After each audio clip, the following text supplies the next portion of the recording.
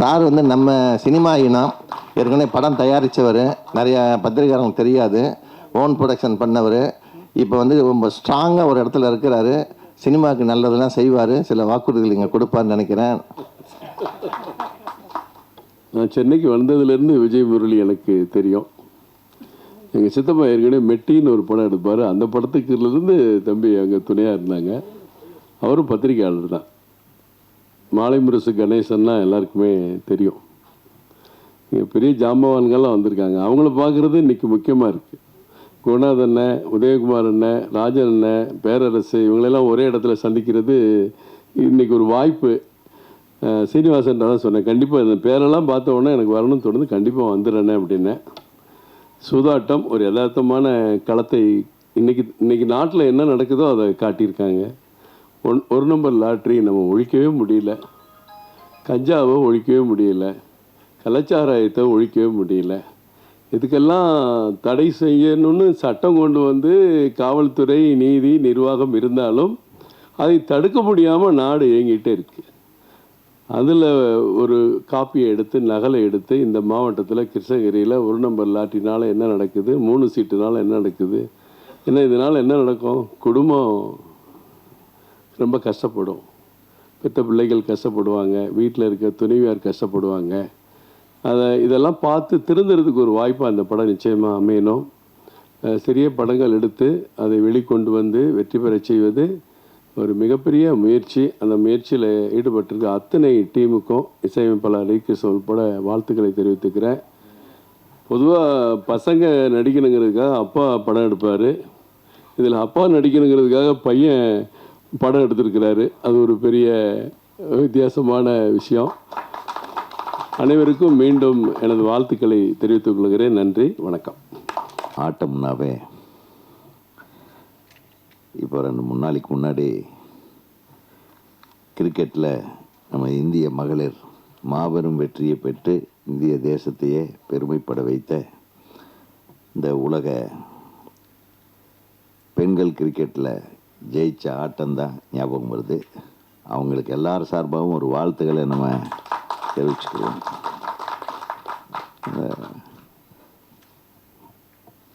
பொம்பளை பிள்ளைங்க ரொம்ப ஒரு முடிவு எடுத்துட்டா அதில் இருந்து கண்டிப்பாக ஜெயிச்சிருவாங்க. அதே மாதிரி கால்பந்தாட்டம், கபடி ஆட்டம்னு பல ஆட்டங்கள் இருந்தாலும் இந்த ஆட்டம் செம ஆட்டமாக இருக்குது, சூதாட்டம்.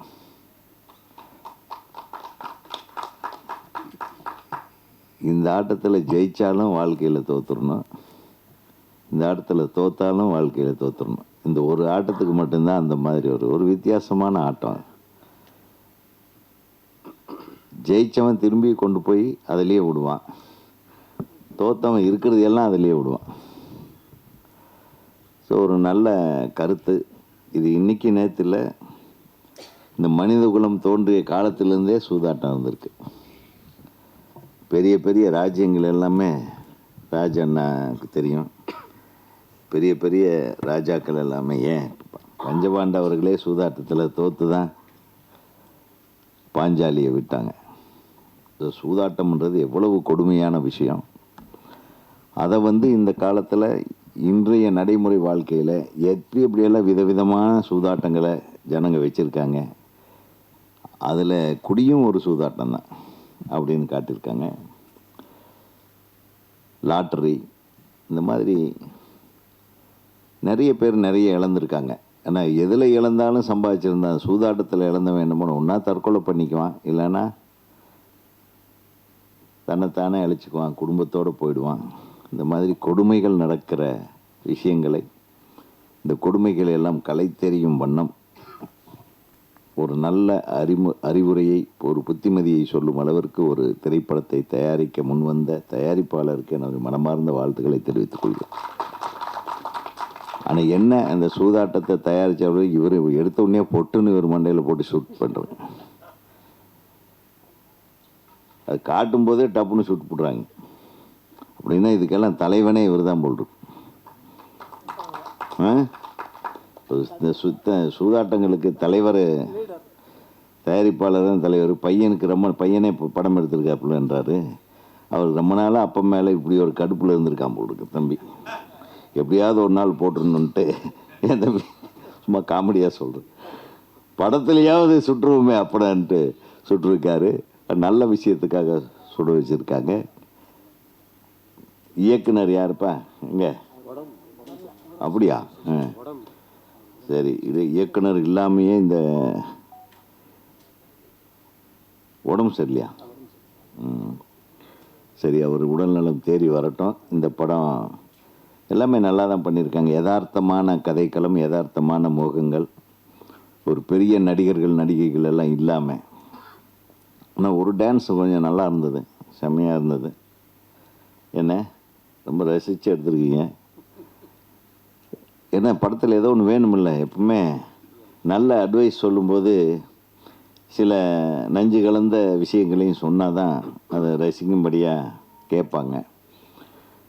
இந்த மேடையில் வந்து என்னை விட மூத்தவங்கெல்லாம் இருக்காங்க. அண்ணன் குகநாத் அண்ணன், ராஜன் சாரு முதல்ல பேசிட்டு போகிறதாக நானே சொல்லிவிட்டு ஒரு நம்மளையே முதல்ல பேச கூப்பிட்டதுக்காக நான் வருத்தப்படலை, சந்தோஷப்படுறேன். ஏன்னா ராஜன் சார், நான் உங்களை தான் பேச சொல்லி சொன்னேன். அதுக்கப்புறம் என்னை கூப்பிடுங்கண்ணே, முதல்ல என்னை கூப்பிட்டாங்க. சரி, இந்த சூதாட்டத்துலேயாவது நான் ஜெயிக்கிறேனே, சந்தோஷப்படுங்க. அப்புறம் தம்பி பேரரசு இருக்கார். அவருக்கு மிகப்பெரிய வருத்தம் என்னென்னா, ஒரு ஹீரோயின் கூட இந்த மேடையில் இல்லை. அவர் பொதுவாக அவர் வந்தாருன்னா ஹீரோயின்ஸ் எல்லாம் இருப்பாங்க, அவருக்கு பக்கத்தில் சீட்டு போடுவாங்க. நமக்கு இந்த அந்த எனது ஆழ்ந்த வருத்தத்தை தெரிவிச்சுக்கிறேன் தம்பி. அதே மாதிரி பல நோய்களை குணப்படுத்தும் ஒரு மிக அற்புதமான மருத்துவர் டாக்டர் ராஜ்குமார் அவர்கள் வந்திருக்காங்க. ஏன்னா அவர் ரொம்ப நாளாக தெரியும் எனக்கு. லைஃப் லைன் ஹாஸ்பிட்டல்னு வச்சுருந்தார். இப்போது அவர் அருமையான சேவைகள். இப்போ ஒரு நல்ல யூடியூப்பில் ஒரு நல்ல நல்ல விஷயங்களை பதிவிடுறாரு. அதையெல்லாம் பாருங்கள் நீங்கள். இந்த யூடியூப்பு அப்படின்ன உடனே எனக்கு ஞாபகம் வருது. இப்போ தான் கொஞ்சம் நேரத்துக்கு முன்னாடி நான் பேசிகிட்டு இருந்தேன். இப்போ இந்த செல்ஃபோனில் டார்ச்சர் தாங்க முடியல. எல்லாம் நம்ம நண்பர்கள் தான் டார்ச்சர் பண்ணுறவங்க, வேறு யாருமே வெளியால் இல்லை. இந்த படத்தை என்னை சஜஸ்ட் பண்ணது அருண் சாருக்கும், அப்புறம் டைரக்டர் சாருக்கும், ப்ரொடியூசர் சாருக்கும் நன்றி. அப்புறம் என் குரு எங்கள் எஸ்பி வெங்கடேஷ் அவருக்கும் நன்றி. அண்டு எல்லோரும் தேட்டரில் போய் சப்போர்ட் பண்ணுங்கள். மேக்ஸிமம் ஆர்ஆர் தான் நம்ம ஃபோக்கஸ் ஜாஸ்தி பண்ணியிருக்கோம். அப்புறம்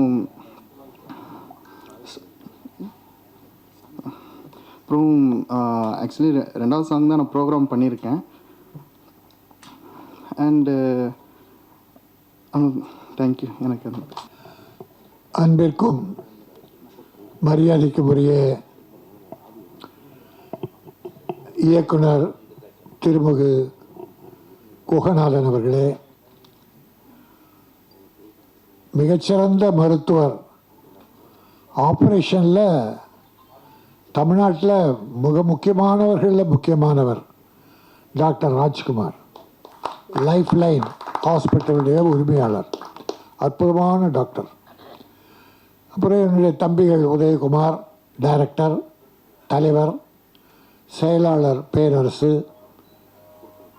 மற்றும் அவர் சவுந்தர், என்னுடைய அருமை தம்பி சவுந்தர், இசையமைப்பாளர், ப்ரொடியூசர், மற்ற எல்லாருக்கும் என்னுடைய வணக்கம். ஒரு வித்தியாசமான ஆடியோ ஃபங்க்ஷன், ஆனால் ஆத்மார்த்தமான ஆடியோ ஃபங்க்ஷன். நம்ம ப்ரொடியூசர் உருவத்தில் தான் இப்படி இல்லை, உள்ளத்துலேயும் பறந்த உள்ள கொண்டவர். இந்த காலத்தில் இப்படி ஒரு படம் எடுக்கணும்னு அவருக்கு தோணுச்சு இல்லையா? அவரும் அவருடைய நண்பர் 2 பேரும், மஞ்சுநாத் அண்ட் சீனிவாசன். காலத்துக்கேற்ற இன்னைய நாடு எப்படி கெட்டு போயிட்டுருக்கு, நல்லா இருக்கிறதுன்ற ஒரு பகுதி அது ரொம்ப குறைவு. ஆனால் கெட்டு போகிறதுக்கு ஒரு அத்தனை வசதிகளும் இந்த நாட்டில் அதிகம் இருக்குது. எத்தனையோ சூதாட்டம், அதாவது சூதாட்டம் நடத்துகிறவன் கோட்டீஸ்வரன் ஆகிறான், சூதாட்டத்தில் கலந்து கொண்டு குடும்பத்தை அழிக்கிறவன் தெருக்கோடிக்கு வந்துடுறான். பல குடும்பங்கள் அனாதையாக போயிடுச்சு. அது எத்தனை விதமான சூதாட்டம்னாலே குடியும் அதில் சேர்ந்துருச்சு. குடி பல குடும்பங்களுக்கு எடுத்துருச்சு. சீட்டாட்டம், ரேஸை ஒழிச்சிட்டாங்க. இருந்தால் கூட மறைமுகமாக நடத்துகிறானுங்க. நீங்கள் பாருங்கள், ஒருத்தன் இன்றைக்கும் 1000 கோடிக்கு மேலே நன்கொடை கொடுக்குறான் கட்சிகளுக்கு. ஒரு கட்சிக்கு பல ஆயிரம் கோடி, இன்னொரு கட்சிக்கு நூற்றுக்கணக்கான கோடி. ஒருத்தனுக்கு எப்படி சார் இப்படி நன்கொடை, தேர்தல் நிதி? அப்போது எத்தனை குடும்பங்கள் அழிஞ்சிருக்கும். இவ்வளோ பணத்தை இவன் நன்கொடையாக கொடுக்குறான்னா அவன் எத்தனை லட்சம் கோடி வச்சுருப்பான். இந்த லட்சம் கோடி யார் பணம்? இந்த ஏழைங்க பணம். பேராசையில் உழைச்சி சம்பாதிக்கிற எண்ணெய் போட்டு சூதாடி சம்பாதிகள் நினச்சி குடும்பத்தையே இழக்கிறாங்க. இப்போ சமீபத்தில் ஆன்லைனில் ரம்மி ஆட்டம்னு ஒன்று, பல பேர் உயிரை குடிச்சிச்சு சார். பல பேர் உயிரை இழந்துட்டாங்க. ராத்திரியில் விளையாடி விளையாடி விளையாடி அடிக்ட் ஆகி பல தாய்மார்கள் தாலி இழந்தாங்க. ஒரு குடியினால் மட்டும் தாலி இழக்கலை. இந்த சூதாட்டம் அதை விட கேவலம். இதை நடத்துகிறவன் கோட்டீஸ்வரனாகி நன்கொடை கொடுத்து ஊரெல்லாம் பெரிய மனுஷனாக இருக்காங்க. அவனுங்கெல்லாம் இந்த நாட்டில் பெரிய மனுஷன். நம்மளை போல தர்மம் பண்ணுறவங்கெல்லாம் அடையாளம் தெரில யாருக்குமே. என்னால் முடிஞ்சது 1000 500 கொடுக்குறேன். குகநாதனால், ராஜ்குமார், நம்ம உதயகுமார், பேரரசு, நம்ம ப்ரொடியூசர் முடிஞ்ச உதவி பண்ணுறோம். ஆனால் நம்ம பேரெலாம் யாருக்கும் தெரியாது. கோடிக்கணக்காக கொடுக்குறவன், கொள்ளை அடிக்கிறவன், கலப்படம் பண்ணுறவன், அதை வாங்குறான் பாருங்கள். லஞ்சம். அரசு அதிகாரி, காவல்துறை, அரசியல்வாதி, இவங்கெல்லாம் என்னுடைய வாயால் சொல்ல விரும்பலை. ஒரு காலத்தில் அவங்க கேடுகிட்டு போவாங்க. இந்த மாதிரி விஷயத்தை இந்த 1 2 3ன்னு ஒவ்வொரு கேடு என்னென்ன சூதாட்டத்தில் எதெல்லாம் குடும்பத்தை அழிக்குதுன்னு அது ஒன்று போட்டிருந்தார் டைரக்டர். நல்லா இருந்தது. ட்ரெய்லரில் 1 2 3ன்னு வகுத்து போட்டுருந்தார். இதையும் தாண்டி நிறைய இருக்குது.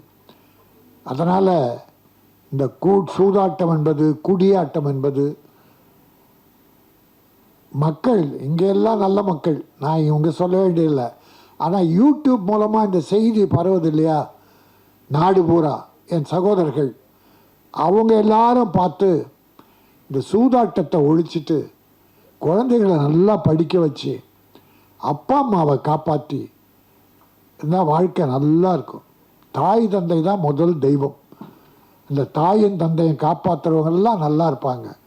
நீங்கள் சூதாடுற அந்த பணத்தை தாயின் தந்தைக்கு அவங்க சாப்பாடு போட்டு மருந்து வாங்கி கொடுத்தீங்கன்னா அந்த புண்ணியம் காலமெல்லாம் இருக்கும் என்பதை இந்த சூதாட்டம் படத்தின் மூலமாக தம்பி டைரக்டர் சசி சுந்தரம் நல்லா பண்ணியிருக்கார். நடித்தவங்கெல்லாம் கூட இயற்கையாக நம்ம கிராமத்தில் இருக்க மாதிரி, நம்ம குடும்பத்தில் ஒருத்தர் மாதிரியே இருந்தாங்க.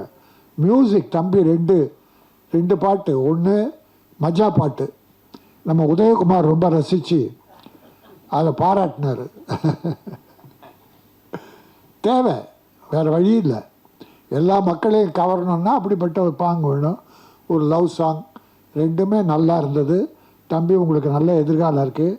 என்னுடைய தம்பி விஜய முரளி, அவன் யார் ஒருத்தரை கூப்பிட்டு பாராட்டுறானோ அவங்களுக்கு ஏதாவது ஒரு எதிர்காலம் இருக்கும்.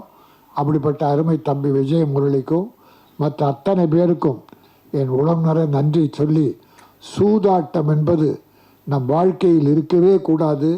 யாருடைய வாழ்க்கையிலும் இருக்கக்கூடாது. உழைப்பால் உயர்வோம். உழைப்பு தான் ஒவ்வொருவரையும் காப்பாற்றும், குடும்பத்தை காப்பாற்றும். ஆகவே உழைப்போம், உயர்வோம், மற்றவர்களையும் உயர வைப்போம், வாழ வைப்போம். இந்த படம் வெற்றி பெற்று ப்ரொடியூசரை வாழ வைக்கணும். அவர் அடுத்து படம் தயாரிக்கணும். என்னுடைய வாழ்த்துக்கள். நன்றி, வணக்கம். நான் மேடையில் இருக்கும் அத்தனை பெரியவர்களுக்கும் என் மனமார்ந்த நன்றி தெரிவித்து,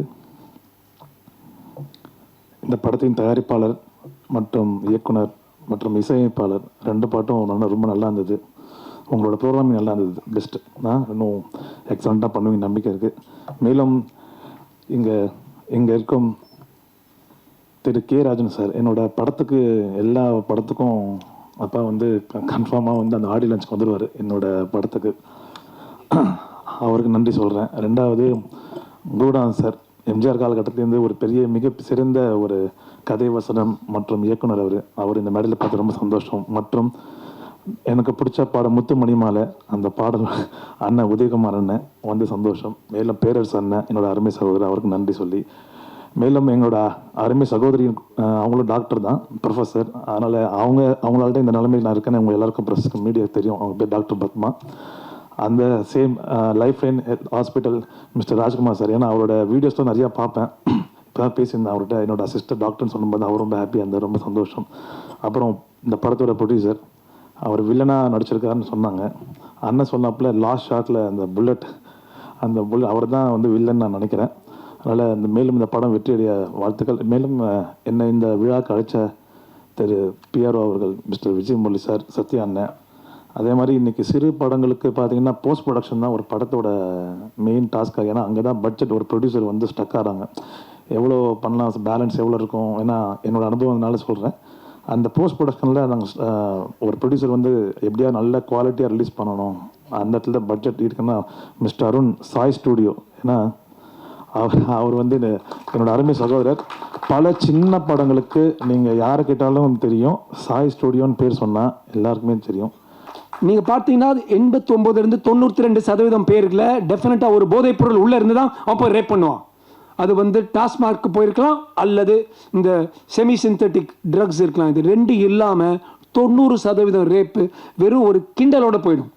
அந்த வகையில் அதே இருட்டு இடத்துல கோயம்புத்தூரில் ஒரு டாஸ்மாக் பாரும் திறந்து வச்சு அந்த இவனுங்களுக்கு குடிக்க வச்சு ஏற்றி விட்ட அரசையும் நான் கொஞ்சம் ஃபால்ட் சொல்வேன். நீங்கள் உங்கள் பாயிண்ட் ஐ அண்டர்ஸ்டாண்ட். எல்லாத்துக்கும் ஒரு அரசியலாக்கி நான் அப்படி விரலை காட்டு நம்ம காட்ட வேணாம், அப்படி நம்ம விரலை காட்டணும். நம்மளை பார்த்து தான் என்ன ஆச்சு நம்ம தமிழ் பாரம்பரியம்.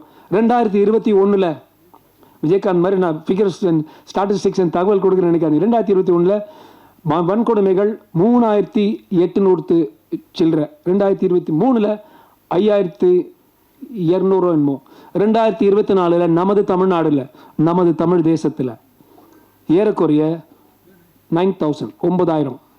அதாவது இந்த டைமில் நம்ம பேசிட்டு இருக்கிற டைம், இந்த 1.5-2 மணி நேரத்தில் தமிழ்நாட்டில் 2 பொண்ணுங்களை எவனை புண்ணி இழுத்திருக்கிறான், அவன் புடவை இழுத்திருக்கிறான். அப்பேற்பட்ட ஒரு தமிழ்நாடு நம்ம வாழ்ந்துட்டு இருக்கோம்னா நம்ம பாரம்பரியத்தை நம்ம திரும்பி பார்க்கணும். அம்மா, இங்கே நிறைய பெண்கள் இருக்கீங்க, எவ்வளோ பேர் இங்கே வந்து ஒரு நல்ல ஆப், எல்லாருக்கும் வாட்ஸ்அப் இருக்குதா? கை தூக்குங்க பார்க்கலாம். Ladies very good. Or gents? Ladies WhatsApp இருக்கா? Very good. ஜொமேட்டோ ஸ்விக்கி இருக்கா? அது இல்லை. சரி, வேற ஏதாவது ஆப் இருக்கா?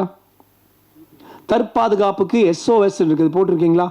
Very good. நீங்கள் போட்டிருக்கீங்களா? போடணும். 30 செகண்டில் நீங்கள் டவுன்லோட் பண்ணலாம். கல்லூரியாக பெண்கள் கல்லூரிக்கு போய் நாங்கள் பேசிகிட்டு இருக்கிறோம். ஆனால் அது பழண்டா அது உன் தங்கச்சிக்கு நடந்தால் மட்டும் பணம் இருக்காதுடா.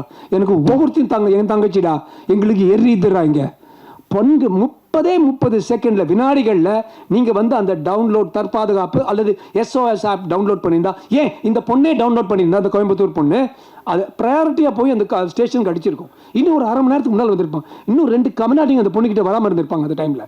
ஸோ நம்ம பாதுகாப்புக்கு, நம்ம தற்காப்புக்கு ஒவ்வொரு தமிழ் பெண்ணும் இந்த மண்ணாங்கட்டி, இந்த டாஸ்மார்க் போதைப்பொருள் மண்ணாங்கட்டிலாம் கம்மியாகிறது வரைக்கும் எந்த கம்யூனிட்டி எந்த கையை பிடிச்சி இருப்பான்னு நமக்கு தெரியாது. SOS தற்பாதுகாப்பு ஆப்பை தயவு செய்து டவுன்லோட் பண்ணுங்க. உங்கள் நெட் வயர்லெஸ் இருந்தாலும், எந்த இடத்துல வைஃபை இருந்தாலும், எங்கே நீங்கள் அந்த பட்டன் ப்ரெஸ் பண்ணாலும் அந்த ஆப்பை டவுன்லோட் பண்ணி, இவங்க வந்து சண்டை போட்டிருக்காங்க, விண்ட்ஷீல்டு தட்டியிருக்காங்க, அப்புறம் அருவா கொண்டுருக்காங்க, அந்த டைமில் இந்த பொண்ணு இதை மட்டும் தட்டியிருந்தா அந்த போலீஸ் டெஃபினட்டாக கெட்ஸ் டாப் ப்ரையாரிட்டி. மற்றெல்லாம் கம்மியாகி டாப் ப்ரையாரிட்டி வந்தது போலீஸ்க்கு, உடனே இங்கே வந்திருப்பாங்க. என்ன நம்ம ஆட்களை நம்ம தான் பாதுகாத்துக்கணும். எல்லார்ட்டையும் நான் எடுத்து சொல்கிறேன், போதைப் பொருளையும் ஒழிக்கணும். நீங்கள் சொல்லிட்டு இந்த பாரதிய நியாய சமிதா, எப்போ நான் பாலிடிக்ஸ் உள்ள வர நினச்சி, நான் இப்போ கான்ஸ்டியூஷன் ஆஃப் இந்தியாவை படித்தேன், பாரதிய நியாய சமிதா படித்தேன். அதில் வந்து பார்த்தீங்கன்னா 69, 70, 71, 72 அபவுட் ரேப். அதில் வந்து 20 வருஷம் ரேப் பண்ண இவனுங்க, கேங் ரேப்புக்கு 20 வருஷம் உள்ளே இருக்கலாம். அல்லது ஜட்ஜு நினைத்தால் அவங்க வந்து நேச்சுரல் லைஃப், அதாவது 85 வயசு வரைக்கும் ஆடுறாங்க வச்சுங்க, அந்த 85 வயசு வந்து கம்யூனிட்டிக்கு உள்ளே இருக்கணும். ஆனால் இவனுங்களே இன்னொரு இடத்துல ரேப் பண்ணி அக்யூஸ்டாக இருந்து வெளியே சுற்றிட்டு இருக்கான்.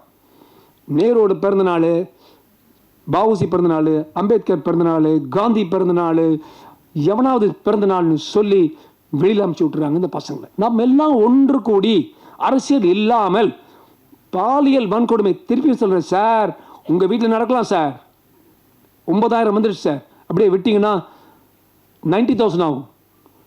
பாலியல் வன்கொடுமைகளுக்கு எல்லாரும் அது எலெக்ஷன்ஸ் வந்துட்டு இருக்கு. இப்போ கூட தான் நம்ம டைரெக்டாக ஒரு டிவி இன்டர்வியூ முடிச்சு தான் இங்கே வந்தேன்.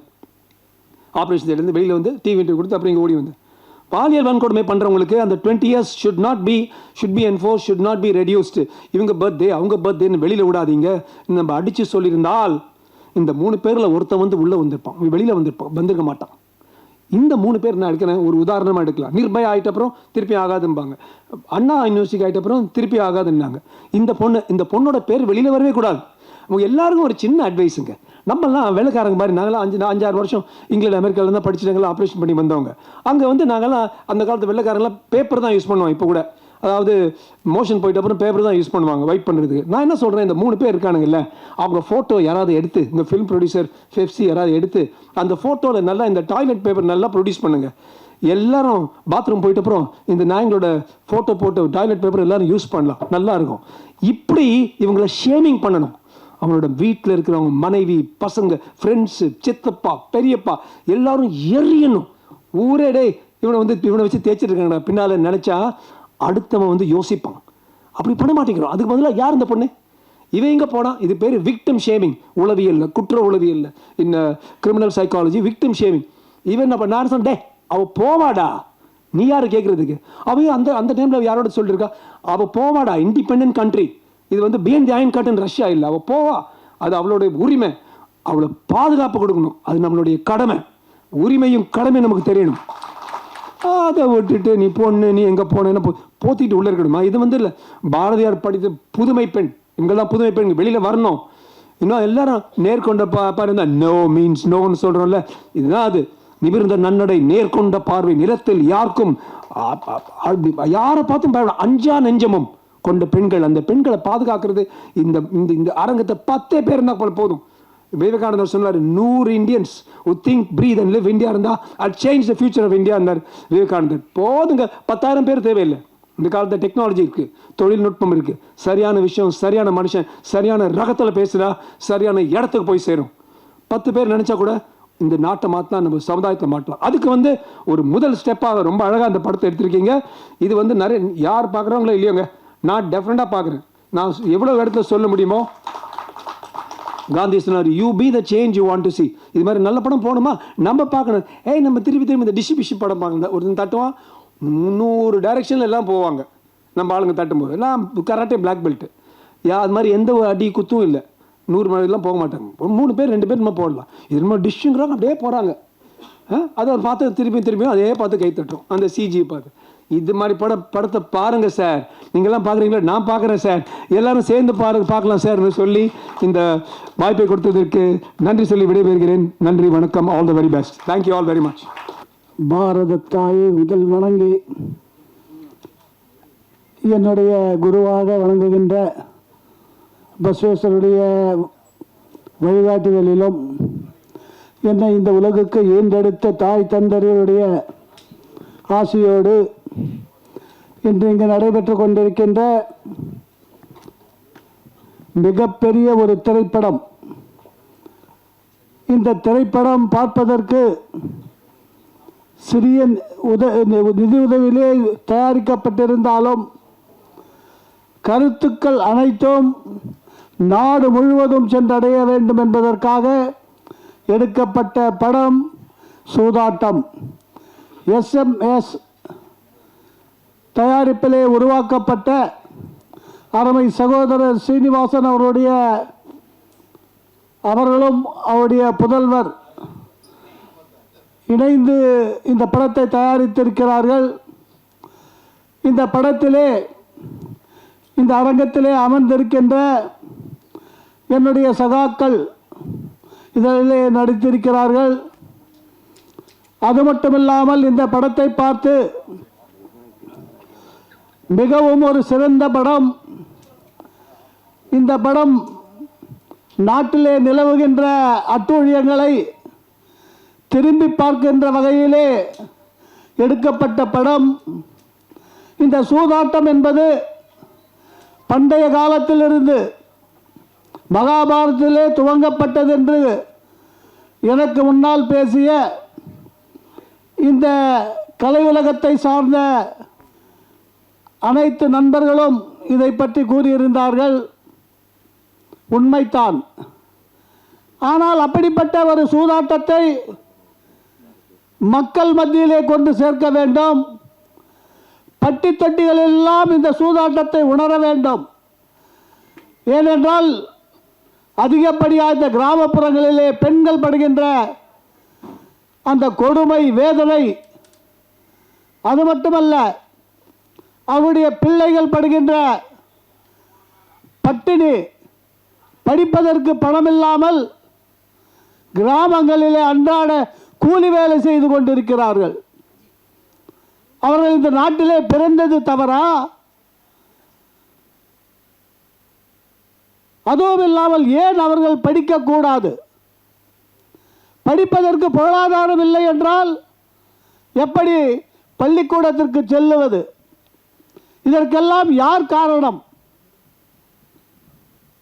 நம்முடைய டாக்டர் சார் கூட சொன்னார், அரசாங்கம் இதை கூர்ந்து கவனிக்க வேண்டும் என்று. இன்று இருக்கக்கூடிய ஆட்சியாளர்கள் மக்கள் மத்தியிலே சென்று மக்களை ஒவ்வொருத்தரும் என்ன செய்கிறார்கள் என்பதை பற்றி சிந்திக்க வேண்டும். ஏனென்றால் நம்முடைய பேரரசார் பேசும்போது உன்னை ஆணித்தரமாக குறிப்பிட்டிருந்தார். நானும் அரசியலில் தான் இருக்கின்றேன். ஆனால் நான் ஆட்சியாளர்களுக்கு கூறுவது, அவர் சொன்ன ஒரு கருத்தை கூறியிருந்தேன்.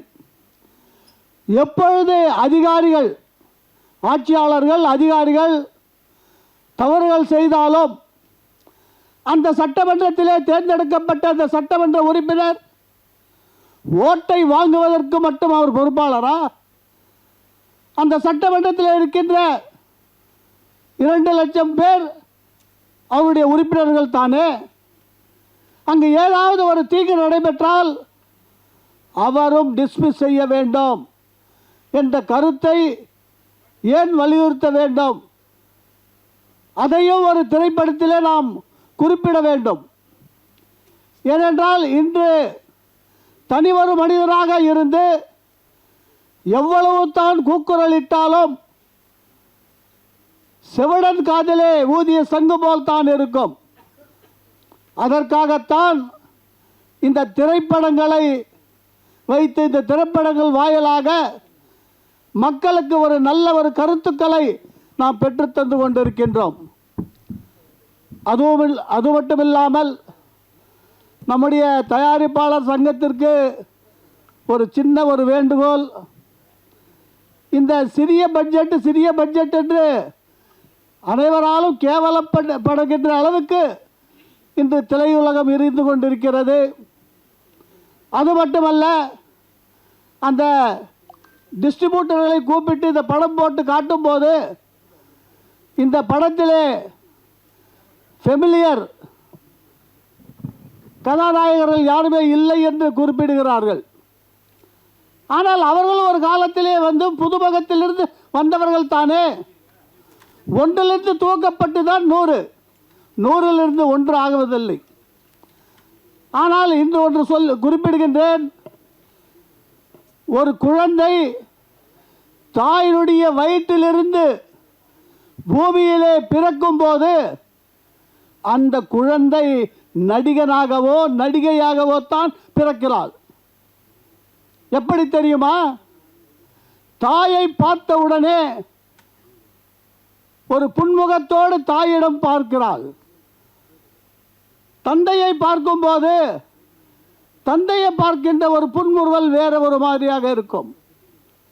அதேபோல் நமக்கு தெரியாத ஒரு உருவம் வந்திருந்தால் அவர்களோடு நீங்கள் கூப்பிட்டு கொடுத்தால் கூட அவர்களிடத்தில் செல்லுவதில்லை. இப்படி பிறந்த ஒரு குழந்தைக்கு யாரிடம் எப்படி நடிக்க வேண்டும் என்பது நன்றாக தெரியும். அந்த வாய்ப்பை பெரிய பெரிய தயாரிப்பாளர்கள் எங்களை போன்ற சிறிய கலைஞர்களுக்கு கொடுத்து கலை உயர்த்துவது மட்டுமில்லாமல் உங்களோடு நாங்களும் சேர்ந்து பயணித்துக் கொள்கின்றோம் என்பதை இந்த நேரத்தில் குறிப்பிடுகின்றேன். இதில் கிருஷ்ணகிரி மாவட்டம் அப்படின்னு ஏன் குறிப்பிட்டோம் அப்படின்னா, தமிழ்நாடு முழுக்க இருக்கு, இல்லைன்னு சொல்ல வரல. ஏன்னா கிருஷ்ணகிரியில் நாங்கள் வாழ்ந்துட்டு இருக்கோம், கண்கூட பார்க்குறோம். தற்கொலை பண்ணிக்கிட்டாங்க. அதெல்லாம் பார்க்கும்போது ஏன்டா இந்த சூதாட்டம் இந்த அளவுக்கு மோசமான ஒரு நிலைமையில் போயிட்டு இருக்கு சார். காலையில் கடை திறக்கிறதுக்கு முன்னாடி கூட சாராயம் குடிக்கிறதுக்கு போகிறான், அதுக்கிட முன்னாடி இந்த 3 சீட்டு சுழன்றதுக்கு போகிறான் சார். இது பார்க்கும்போது என்னடா எழுந்ததும் நேராக சூதாட்டத்துக்கு போகிறானே தவிர குடும்பத்தை பார்க்க மாட்டாங்கன்ற ஒரு வேதனை இருக்குது. அதனால் இந்த திரைப்படங்கள் இப்பொழுது கிருஷ்ணகிரி மாவட்டத்தில் நிறைய படங்கள் எடுக்கிறாங்க. இப்போது அந்த திரை உலகத்துக்கு நிறைய ஒரு லொக்கேஷன் எல்லாமே எங்ககிட்ட இருக்குது. அது இல்லாமல் நிறைய படம் எடுத்துகிட்டே இருக்காங்க. நீங்களும் ஏதாவது அங்கே படம் எடுக்கணும் அப்படின்னா நாங்கள் எல்லாம் சேர்ந்து ஒத்துழைக்கிறோம். நாங்களே ஒரு நடிகர் சங்கத்தை உருவாக்கி இருக்கிறோம்.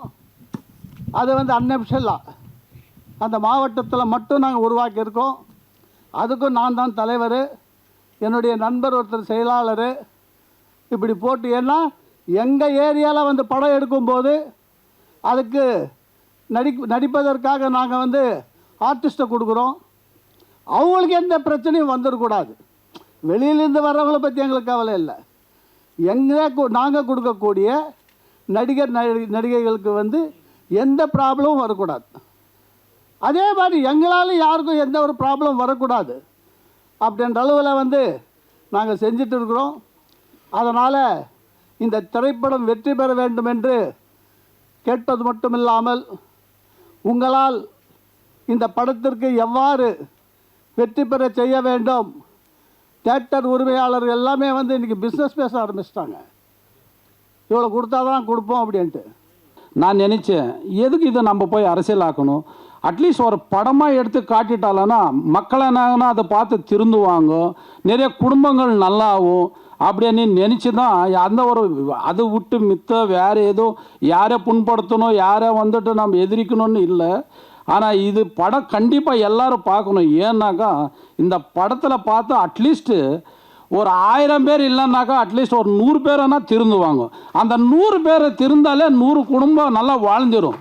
ஏன்னா இப்போ நடக்கிற எல்லாமே எல்லாருக்கும் தெரியும். இப்போது ஏன்னா எல்லாரோட குடும்பத்தை பார்த்தா நமக்கு பாவமாக இருக்குது. ஏன்னாக்கா இது என்னடா, இது நம்ம குடும்பம், நம்ம நாடு, நம்ம எங்கே போயின்னு இருக்கோம். என் முப்பாட்டம் காலத்தில் தான் மீடியா இல்லை, ஒன்றுமே இல்லை, எல்லாமே எப்படியோ நடந்துச்சு. பக்கத்தில் நடக்கிறதே தெரியாது. இப்போ வெளிநாட்டில் நடக்கிறத நம்ம உக்காந்த இடத்துல பார்க்குறோம். ஆனால் நம்ம டெக்னாலஜிக்கு இவ்வளோ டெவலப் ஆகிருக்கு, நம்ம நாடு எங்கேயோ போயின்னு இருக்குது. நாங்கள் இன்னும் திருந்தாத நம்ம நாட்டை பற்றி இன்னொருத்தர் பேசும்போது நமக்கு ஏகப்பட்ட வேதனையாக இருக்குது. அதனால் தயவுசெய்து இந்த படத்தை எல்லோரும் ஒரு வாட்டி பார்க்கணும். ஏன் பார்க்கணுன்னா, இந்த படம் நான் எடுத்திருக்கேன்றதுக்கோசரம் இல்லை, அட்லீஸ்ட் நம்ம நாட்டில் இருக்கிற நம்ம மக்கள் திருந்தணும், எல்லா குடும்பத்திலையும் நல்லா இருக்கணும். ஏன்னா இப்போ நடக்கிறது எல்லாமே பார்த்தா அது நம்ம இப்போ நான் அது பேசினா ஒரு அரசியல் ஆயிரும். எனக்கு அதை நான் பேச விரும்பலை. ஏன்னா இதுக்கு முன்னே பேசின சார் எல்லாருமே அதை பற்றி விளக்கமாக சொல்லியிருக்காரு. ஆனால் இது யாரோட மனசாகட்டும், யாரோட அரசியலாகட்டும், வாழ்க்கை புண்படுத்தினட்டு ஒன்றும் இல்லை. ஆனால் இந்த படத்தில் நடித்தவங்க எல்லாம் வில்லேஜ்லேருந்து வந்தவங்க தான். எல்லாரும் யாரும் பணக்காரர் இல்லை, எல்லாம் ஏழை குடும்பத்துலேருந்து அவங்களா சுயமாக நடித்து கொடுத்துருக்காங்க. ஆனால் அத்தனை பேருக்கு ஒரு வாய்ப்பு கிடைக்கணும். இதுக்கு மேலே அவரும் நல்லா எல்லோரும் நல்லா ஒரு ஆர்டிஸ்ட் ஆகிட்டு வரணுன்றது தான் என்னோடய ஆசை. அதுக்கு மாதிரி இங்கே வந்திருக்கிற எல்லா மீடியாவும் ப்ரெஸ் ஆகட்டும், எல்லாரும் ஆகட்டும், தயவு செஞ்சு இது உங்களால் எவ்வளோ தொலைவுக்கு கொண்டு போய் முடியுமோ அவ்வளோ தொலைவு போய் கொடுத்தீங்களான்னா அந்த நன்றி கடனை உங்களுக்கும் கிடைக்கும். ஏன்னாக்கா இந்த படத்தில் எடுத்துருக்கிறது சும்மா இது மட்டும் இல்லை, டைம் பாஸுக்காக எடுக்கலை. ஆனால் நிறைய விஷயம் இருக்குது இதில். ஒரு மனுஷன் பிறந்தப்பிலேருந்து சாகுற வரைக்கும் என்னென்ன பண்ணுமோ அது பண்ணலை. எது பண்ணக்கூடாதோ அதை தான் இந்த நாட்டில் இப்போ நடந்துன்னு இருக்குது. அதனால் இன்னும் என்ன மாதிரி இல்லை, இன்னும் எத்தனை பேர் வந்தாலும் நம்ம நாடு நல்லா திருந்துமோ இல்லைன்னு எனக்கு ஒரு சந்தேகமாக இருக்குது. ஆனால் என்னால் முடிஞ்ச அளவுக்கு அட்லீஸ்ட் ஒரு 10 பேருக்கான நல்லதாக பண்ணிட்டு போகலாம்னு தான் இந்த படம் எடுத்திருக்கோம். தயவுசெய்து யார் கைங்களும் ஏதான மனசாராக இருந்தால் மன்னிக்கணும். நன்றி, வணக்கம். கிளாசிஃபைட் ஆட்ஸ், டிஸ்ப்ளே ஆட்ஸ், சிறிய விளம்பரம் முதல் பெரிய விளம்பரம் வரை அனைத்து கடைகளிலும் வீடுகளிலும் இலவசமாக டிஸ்ட்ரிபியூஷன் செய்து தரப்படும். சென்னை எக்ஸ்பிரஸ் நியூஸ் பேப்பரில் always your neighbourhood news paper.